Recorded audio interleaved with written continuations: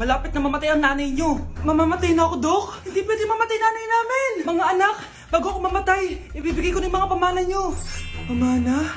Ano kayang ipapamana sa akin? Bahay? Kotse? Pera? Kyle, sa'yo ko ipapamana tong bahay. Oh, sa akin na tong bahay, Nay. O ikaw, sa'yo na tong kotse. Nay, sa akin na yung kotse. Ikaw naman, Brianna, sa'yo na lahat ng pera ko. Password niyan ay 6969. Sa akin na lahat ng pera?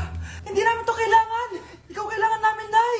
Nay, anong ipapamana mo sa akin? Ikaw? Sa'yo na lang yung boyfriend ko.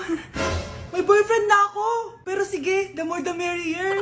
A few moments later. Hindi na tatagal ang nanay niyo. Parang ito na yung mga anak.